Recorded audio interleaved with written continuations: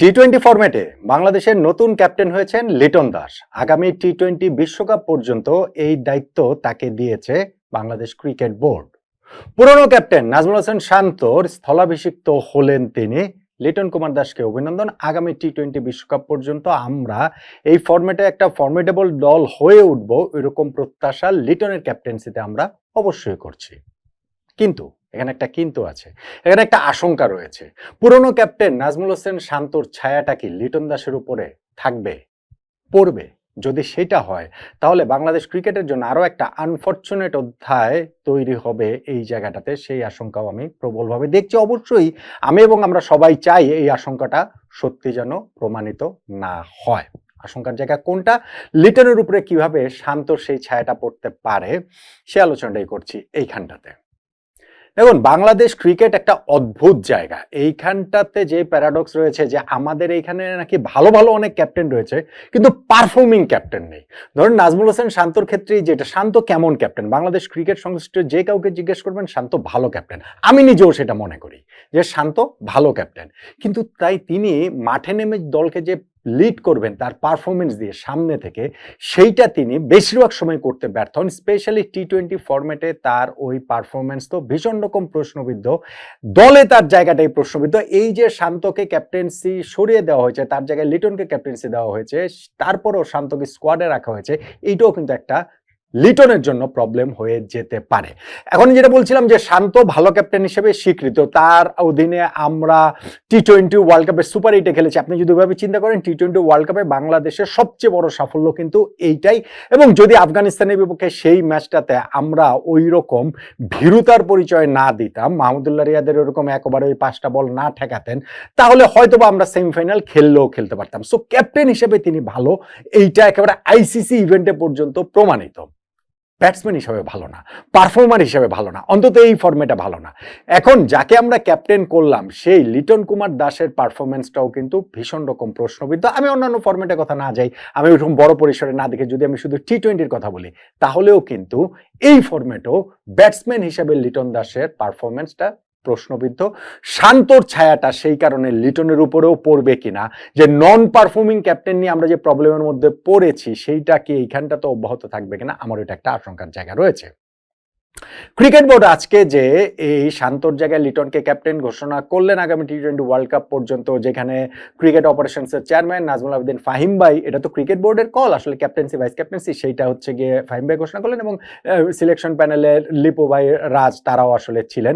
তো সেইখানটাতে এই non performing captain নিয়ে আমাদের যে প্রবলেমটা হচ্ছে, সেটা লিটনের ক্ষেত্রেও বিবেচ্য ছিল কিনা, শান্তর ক্ষেত্রে যেটা হয়েছে ওরকম একটা প্রশ্ন করেছিলাম আমি। ফাহিম ভাই যেটার অ্যান্সারটাতে বলেছেন যে হ্যাঁ, এটা তাদের বিবেচনার মধ্যে ছিল, কিন্তু সিনিয়র ক্রিকেটার, অন্যান্যদের পারফরমেন্স সবকিছু মিলিয়ে তার কথার ইন্টারপ্রিটেশনটা হচ্ছে কি এইখানটাতে খুব বেশি অপশন তাদের হাতে ছিল না। যেমন ধরেন আরেকটা প্রশ্নের উত্তরে তাসকিনের কথাটা তিনি একেবারে রুলড আউট করে দিয়েছেন যে না, তাসকিন যেহেতু ইনজুরির সঙ্গে তিনি লড়াই করছেন, এই যে সামনের সিরিজ দুইটাতেও তিনি নেই, এবং সেই কারণে তাকে আসলে ক্যাপ্টেন্সি বিবেচনায় রাখা হয়নি। অন্যান্য কেউ আসলে এই ক্যাপ্টেন্সি বিবেচনায় থাকবেন কিভাবে? ধরেন বাংলাদেশ ক্রিকেট এখন সেই ক্যাপ্টেন্সি বিবেচনা যদি করেন, তাহলে ওই লিটন, শান্ত, তাদের বাইরে হচ্ছে তাসকিনকে তো রুলড আউট করে দিলেন, মেহেদী হাসান মিরাজের কথা আসতে পারে, তাকে টি-20 ফরম্যাটেই রাখা হয়নি। ফলে যখন যদি আমরা বলতে পারি যে লিটন দাসকে টি-20 ফরম্যাটে আগামী ওয়ার্ল্ড কাপ পর্যন্ত ক্যাপ্টেন করা হয়েছে, এইটা হচ্ছে গিয়ে ওভারওয়েলমিং সাপোর্ট তিনি বোর্ডের কাছ থেকে বা যারা নীতি নির্ধারক ছিলেন তাদের কাছ থেকে তিনি এই জিনিসটা পেয়েছেন। লিটনের ক্ষেত্রে শান্তর ওই নন পারফর্মিং প্রবলেমটার কথাটা যে আমি বলছিলাম, সেইটা একটু যদি আপনি মিলিয়ে দেখেন, শান্ত ক্যাপ্টেন হিসেবে টি-20 ফরম্যাটের কথা বলছি, টি-20 ফরম্যাটে শান্ত বাংলাদেশকে লিড করেছেন 24টা ম্যাচে, তার মধ্যে তিনি 22টা ইনিংস খেলেছেন। সেই 22টা ইনিংসে তিনি রান করেছেন 394, তার এভারেজ ছিল 18.76 এবং তার স্ট্রাইক রেট ছিল 104। তিনি একটা মাত্র 50+ ইনিংস খেলেছেন এই ক্যাপ্টেন্সি টেনিয়রে টি-20 ফরম্যাটে। এখন লিটন কুমার দাসকে আমরা ক্যাপ্টেন্সি দিলাম, লিটনের যদি আমরা এই যে সর্বশেষ যে 24টা ম্যাচ, 24টা ইনিংস যদি আমরা দেখি, শান্ত তো হচ্ছে গিয়ে 24টা ম্যাচেই ক্যাপ্টেন ছিলেন, 22টা ইনিংস খেলছেন। এখন লিটনের ওই 24টা ইনিংসে লিটন সর্বশেষ টি-20 ফরম্যাটে তার রান হচ্ছে গিয়ে 408, অর্থাৎ শান্তর চেয়ে হচ্ছে গিয়ে মোটামুটি একই সংখ্যক, তো 22টা ইনিংস আর 24টা ইনিংস। শান্ত রান করেছেন ওইখানটাতে 394, লিটন রান করেছেন 408, মানে মাত্র 14 রান বেশি। শান্তর অ্যাভারেজ হচ্ছে গিয়ে 18.76, লিটনের অ্যাভারেজ হচ্ছে গিয়ে 18.54, মোটামুটি একই রকম। শান্তর স্ট্রাইক রেট 104, লিটনের স্ট্রাইক রেট 101, একই রকম। শান্তর 50+ ইনিংস একটা, লিটনেরও ওই একটাই 50+ ইনিংস, একই রকম স্ট্যাট কিন্তু তারও। সো লিটন এখন এইখানটাতে ক্যাপ্টেন্সি ছাড়াই তার এরকম একটা স্ট্যাট, এবং সেই স্ট্যাট নিয়ে তিনি ক্যাপ্টেন হলেন।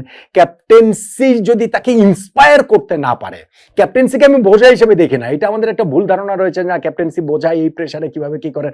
আমি ক্যাপ্টেন্সিকে সবসময় হচ্ছে কি একটা ইন্সপিরেশন হিসেবে দেখি বা দেখতে চাই, যে ক্রিকেটারও সেভাবে দেখবেন। সো তাকে যদি ইন্সপায়ার করতে পারে, এই ফর্মের এই বাজে ফর্ম থেকে বের করে আনতে পারে, তাহলে খুব ভালো। আর যদি সেটা না হয়, আরো অনেকের মতো লিটনের জন্য যদি সেটা প্রেসার হয়ে যায়, তাহলে কিন্তু সেই শান্তর ছায়াটা আমরা লিটনের মধ্যেও দেখতে পাবো। আপনি খেয়াল করে দেখেন যে শান্তর এই পারফরমেন্সের জায়গাটাতে রানের ব্যাপারটা তো রয়েছে, স্ট্রাইক রেটটা একটা খুব গুরুত্বপূর্ণ বিষয় এই টি20 ফরম্যাটে। সেইখানে শান্তর এই ক্যাপ্টেন হিসেবে স্ট্রাইক রেট হচ্ছে গিয়ে 104, লিটনেরও 101 এই সর্বশেষ 24টা টি20 ইনিংসে। দুইজনেরই ব্যাটিং অর্ডারের পজিশন টপ অর্ডারে।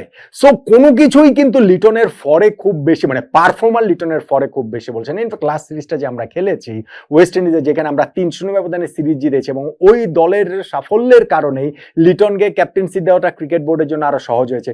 ওই সিরিজেরও 3টা ম্যাচ মিলিয়ে লিটন করেছিলেন মাত্র 17 রান। ওই সিরিজেরও ফার্স্ট ম্যাচে ডাক মারার পরে প্রথম আলোর মতো পত্রিকায় ওই যে হেডিং করেছিল যে লিটনের ব্যাটে এখন মোনালিসার চেয়ে ডাক আঁকা হয় বেশি, লিটন দাসের নাম হয়ে গেছিল লিটন ডাক। সো কোনো কিছুই ঠিক পারফর্মার লিটনের পক্ষে কথা বলছে না।